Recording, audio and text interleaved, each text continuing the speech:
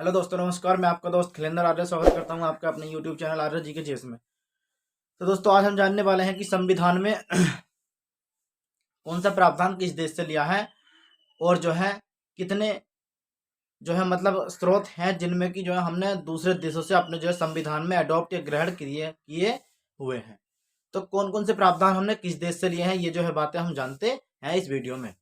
तो बन रही है हमारी यूट्यूब वीडियो के साथ। चलिए सबसे पहले जानते हैं संविधान में ग्रहण किए गए अलग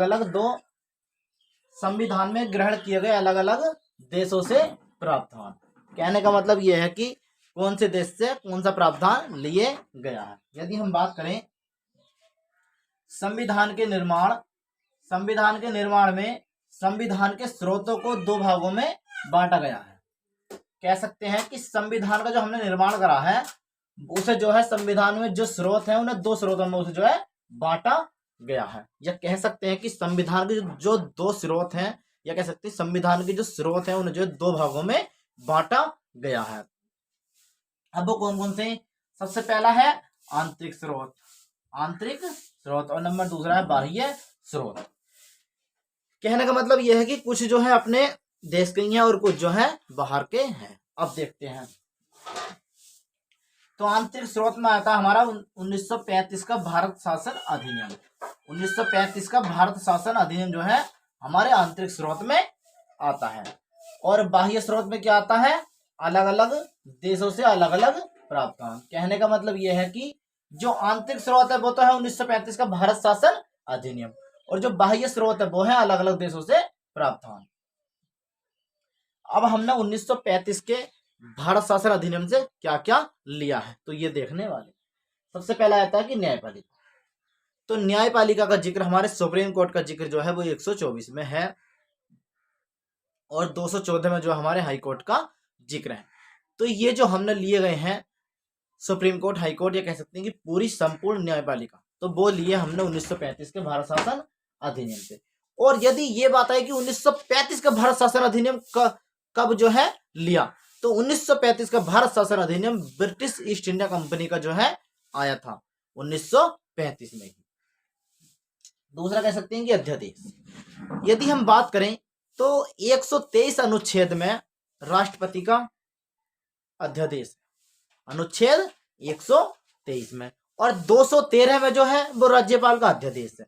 ये कह सकते हैं कि जब केंद्र में लोकसभा या राज्यसभा की कहने का मतलब यह है कि जब केंद्र में कोई भी शासन नहीं चल रहा हो तो राष्ट्रपति अपना अध्यादेश जारी करेगा, और राज्य में यदि कोई शासन नहीं चल रहा हो तो राज्यपाल अपना आर्टिकल 213 के तहत अध्यादेश जारी करेगा। तो ये भी हमने 1935 के भारत शासन अधिनियम से नहीं। एक आता है कैग।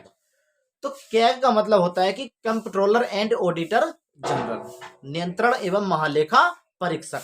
तो कैग को भी हमने 1935 के भारत शासन अधिनियम से लिया है। अब इसका काम क्या होता है कैग का? तो जो प्राक्कलन समिति होती है कि विभिन्न विभागों का जांच करने के बाद उन्हें पैसा देना, विभागों को पैसा देना, तो उसकी जांच जो करती है प्राक्कलन समिति की, वो कैग करता है। प्राक्कलन समिति कैग की रिपोर्ट का जांच करती है। लोक सेवा आयोग। तो इससे ये मालूम होता है कि 1935 में ही लोक सेवा आयोग आया हुआ था। लोक सेवा आयोग क्या होता है? तो पब्लिक सर्विस कमीशन। तो ये भी हमने 1935 के भारत शासन अधिनियम से लिया है। और नंबर आया था 5वां, आपात उपबंध, या कह सकते हैं प्रशासनिक विवरण। जब आपातकाल लगा हुआ होता है तो उसमें कुछ प्रशासनिक विवरण राष्ट्रपति करता है। और आपात उपबंध में मतलब कह सकते हैं कि जब किसी कारणवश हमारे देश में आपातकाल लगा हुआ हो तो राष्ट्रपति आपातकाल लगाता है, या कोई विभिन्न स्थिति ऐसी आ जाती है कि जिसमें आपात की स्थिति बन जाती है तो राष्ट्रपति आपातकाल लगाता है। तो ये तो हमने 1935 के भारत शासन अधिनियम से जान लिया कि 1935 के भारत शासन अधिनियम से हमने क्या क्या लिया है। अब जानते हैं कि विभिन्न देशों से हमने क्या क्या लिया है। तो इसका स्क्रीनशॉट।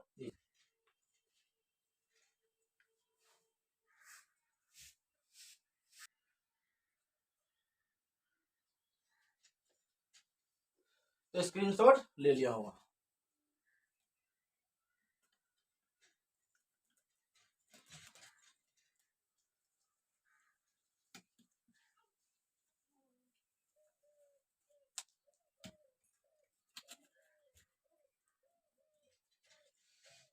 अब हम देखते हैं विभिन्न देशों से लिए गए प्राप्त।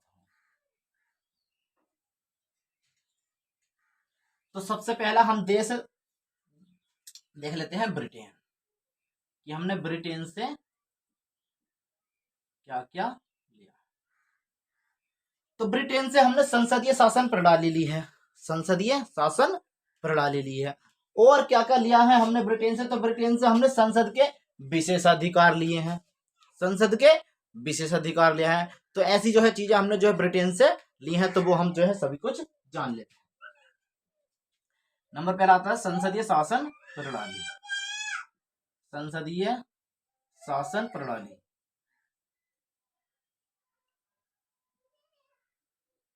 संसदीय शासन प्रणाली। और दूसरा लिया है हमने संसदीय विशेषाधिकार,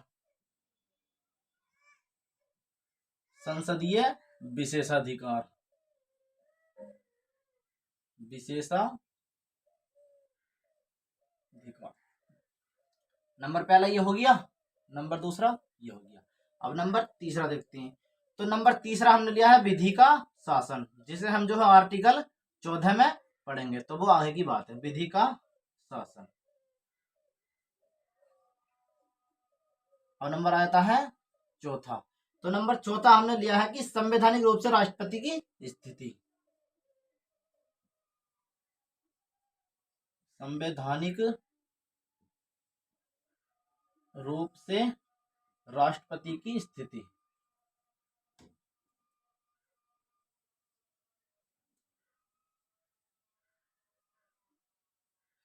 संवैधानिक रूप से राष्ट्रपति की स्थिति जो है हमने ये भी जो है ब्रिटेन से ली है। अब नंबर आता है हमारा पांचवा। तो पांचवा नंबर आता है कि विधायी प्रक्रिया,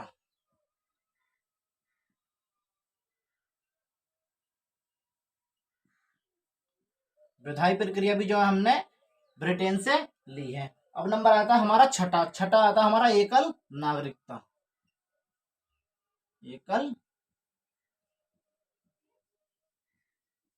नागरिकता। नंबर सातवां आ जाता है हमारा। तो हमने सातवां जो है लिया है। अब सातवां हमने क्या शब्द लिया है? तो सातवां हमने प्रावधान लिया है कि चुनाव में जिसके पास अधिक वोट आ गए तो उसी को जो है जीत दी जाएगी, या कह सकते हैं कि जिसके पास अधिक वोट उसी की जो है जीत होगी। तो ये भी जो हमने प्रावधान जो लिया है वो ब्रिटेन से लिया है। बहुत ही मोस्ट जो है क्वेश्चन है, इसे हम जो है अलग ही लिखते हैं कुछ। सातवां नंबर, कहने का मतलब यह है कि चुनाव में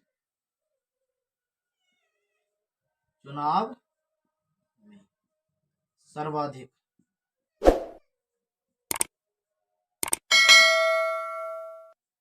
मत पाने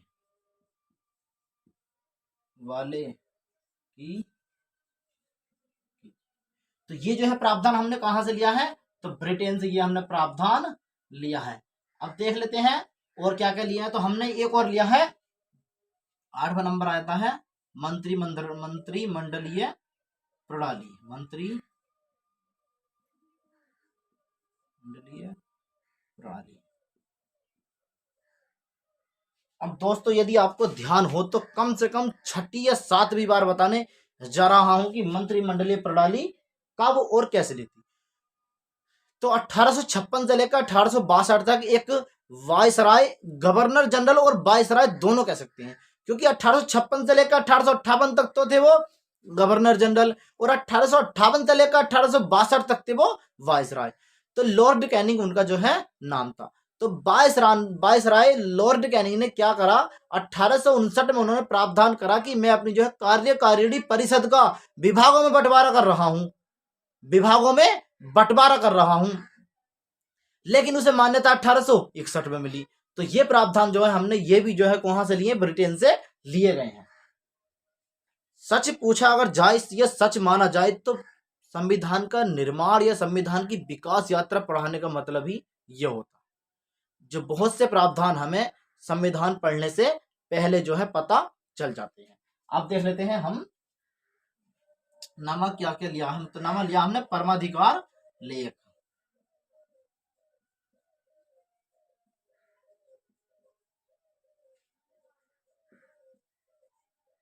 परमाधिकार लेख जो है हमने कहां से लिया है, तो ये भी हमने जो है ब्रिटेन से लिया है।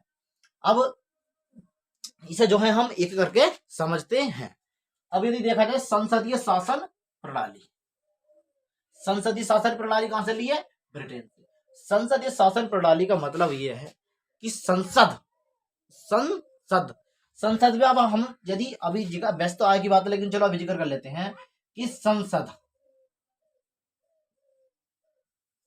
संसद का जिक्र है हमारा आर्टिकल 79 में। तो संसद में कौन कौन से जो है हमारे अंग होते हैं, तो संसद के 3 अंग होते हैं। तो संसद के कितने अंग होते हैं, अंग 3। लेकिन यदि क्वेश्चन आए सदन कितने होते हैं, तो सदन होते हैं 2। अब अंग में कौन कौन आते हैं, तो अंग में आ जाते हैं राष्ट्रपति, लोकसभा और राज्यसभा। और सदन में कौन कौन से आते हैं, तो सदन में आते हैं लोकसभा और राज्यसभा। तो ये जो है हमारी संसदीय प्रक्रिया जो है हमने संसदीय शासन व्यवस्था कहां से ली है, ब्रिटेन से। दूसरा आया था संसदीय विशेषाधिकार। अब ये संसद के भी विशेष अधिकार होते हैं, राज्यसभा का अलग है, राष्ट्रपति का अलग है और लोकसभा का अलग है। तो ये संसदीय विशेष अधिकार जो है हो जाती है। नंबर तीसरा आता विधि का शासन। विधि का शासन का जिक्र हमारे आर्टिकल 14 में जो है किया गया है। विधि के शासन का जिक्र हमारे अनुच्छेद 14 में किया गया है। संवैधानिक रूप से राष्ट्रपति की स्थिति, संवैधानिक रूप से राष्ट्रपति की स्थिति देखा जाए तो बहुत ही बड़ी है, लेकिन वो बेचारा नाम मात्र का जो है प्रधान होता है। वास्तविक प्रधान कौन होता है, प्रधानमंत्री होता है। तो और अब हमारा 5वां आता है विधायी प्रक्रिया। जो विधायी का जो नियम बनाएगी वो जो है प्रक्रिया विधायी प्रक्रिया कहलाती है। छठा आता हमारा एकल नागरिकता। यदि हम राष्ट्रपति वो यूएसए की बात करें, अमेरिका की, तो वहां पर दोहरी नागरिकता है। और स्विट्जरलैंड की बात करें तो स्विट्जरलैंड में तिहरी नागरिकता है। तो ये जो है ऐसा हो जाता है, लेकिन हमारे देश में केवल एकल नागरिकता है। चुनाव में सर्वाधिक मत पाने की जीत, तो ये तो सभी को मालूम है। मंत्रिमंडलीय प्रणाली ये भी बता चुका हूं। और परमाधिकार लेख, राष्ट्रपति हो चाहे प्रधानमंत्री चाहे मुख्यमंत्री जो भी हो, तो उसके भी कुछ ना कुछ परमाधिकार लेख होते हैं। तो इसका स्क्रीनशॉट लीजिए आगे। और दूसरे देश पर चलते हैं कि दूसरे देश से हमने क्या क्या लिया।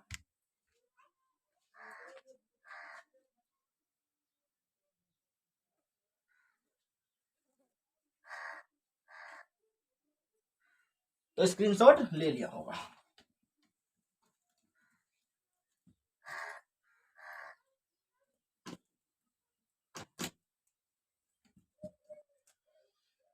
दूसरा देश आ जाता है हमारा अमेरिका, संयुक्त राज्य अमेरिका, जिसे शॉर्ट में बोलते हैं हम USA, United state of America. अब इससे हमने क्या क्या प्रावधान लिए हैं, तो इससे हमने प्रावधान लिए हैं। नंबर पहला प्रावधान आया था भैया मौलिक अधिकार। क्या, मौलिक अधिकार, मौलिक अधिकार। यदि इनकी बात करें तो इनका जिक्र कौन कौन से अनुच्छेद में, तो संविधान के भाग 3 और अनुच्छेद 12 से 35 में जो है इनका जिक्र है। 12 से 35 और भाग 3। अब दूसरा आता है हमारा न्यायिक पुनरावलोकन। न्यायिक पुनरावलोकन।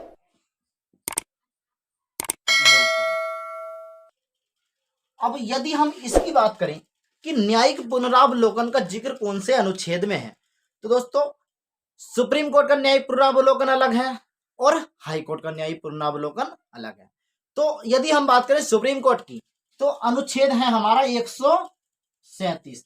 137 में यह बताया गया है कि यदि संसद ने कोई कानून बनाया, संसद ने कोई कानून बनाया और इसे जो है सुप्रीम कोर्ट को वो लगा कि कानून गलत है, तो सुप्रीम कोर्ट उसे जो है पुनरावलोकन, मतलब कि उस पर पुनरावलोकन, दोबारा उस पर विचार करना, संसद को भेज सकते हैं कि आप इसमें जो है दोबारा विचार करो और जब जो है इसे जो है सही से नियम बनाओ, तो इसे जो है पुनरावलोकन कह सकते हैं। या एक बात और आती है कि हम आगे पढ़ेंगे जाके कि एक जो है 1960 में प्रस्तावना, जब हमारे देश की संविधान की जो प्रस्तावना है उसमें जो है लगभग एक बार जो है संविधान में संशोधन हो चुका है, तो थोड़ी सी जिक्र उसके बारे में हम करते हैं। तो 1960 में एक बाद आता है बेरोबारी बाद। उसमें क्या कहा गया कि जो हमारी देश की प्रस्तावना है, संविधान की प्रस्तावना है, वो जो है वो संविधान निर्माताओं के दिमाग की उपज है, ऐसा जो है 1960 के बेरोबारी बाद में कहा गया।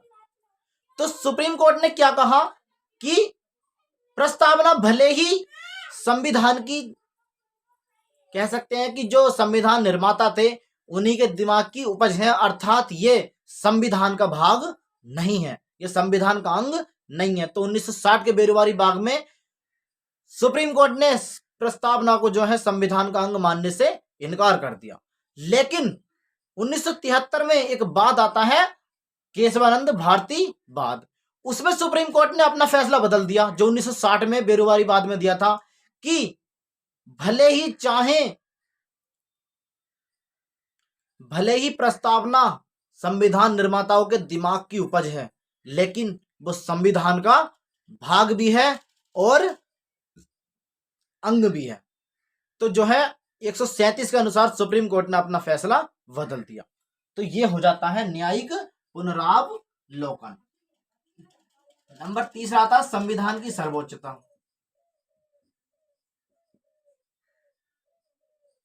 संविधान की सर्वोच्चता,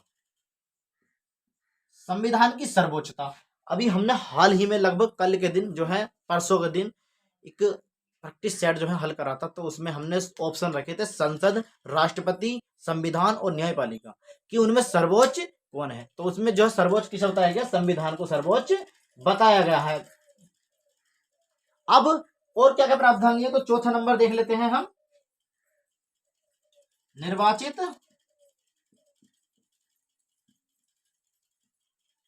राष्ट्रपति, निर्वाचित राष्ट्रपति व महाभियोग।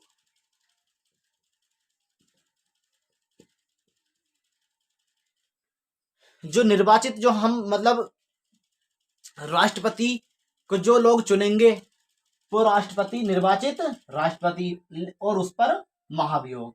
तो ये भी जो हमने प्रावधान किससे लिया है, संयुक्त राज्य अमेरिका से ये प्रावधान हमने लिया है। अब पांचवा नंबर आता है उपराष्ट्रपति का पद।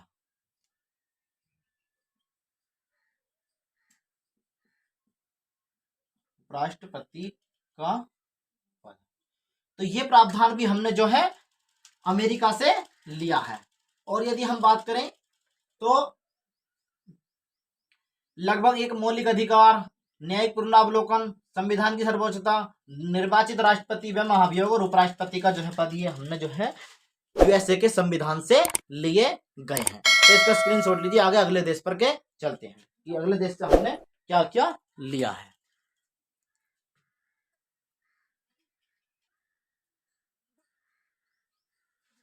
तो स्क्रीनशॉट ले लिया होगा।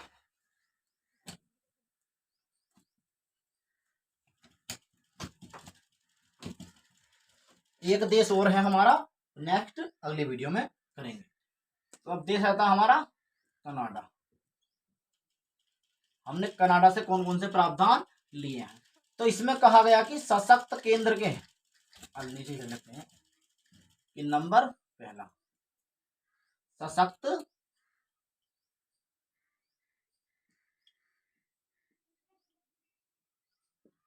केंद्र के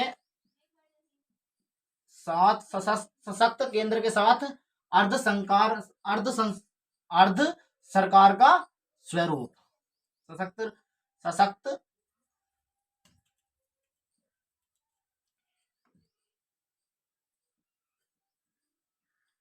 सशक्त केंद्र के साथ अर्ध संघात्मक या कहीं कहीं संघात्मक भी लिखाता है सरकार का स्वरूप।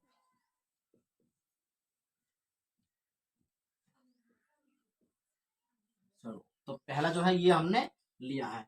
और दूसरे की यदि हम बात करें तो दूसरा होता है अवशिष्ट शक्तियां। अवशिष्ट शक्तियां ये भी हमने कहां से ली है, तो ये भी हमने जो है कनाडा से ली है। अब आता है तीसरा नंबर, शक्ति विभाजन। शक्ति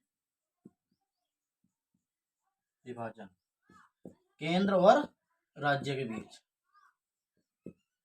केंद्र और राज्य के बीच शक्ति विभाजन भी हमने जो है कनाडा से लिया है। नंबर चौथा आता है राज्यपाल की नियुक्ति। राज्यपाल की नियुक्ति हमने कहां से ली है, ये भी कनाडा से हमने जो है ली है। राज्यपाल की नियुक्ति कौन करता है, तो राष्ट्रपति इसकी नियुक्ति करता है। हमारा पांचवा आ जाता है कि उच्चतम न्यायालय का परामर्शी निर्णय। उच्चतम न्यायालय का परामर्शी निर्णय, मतलब उच्चतम न्यायालय का परामर्शी निर्णय जो है ये भी परामर्शी न्याय निर्णय।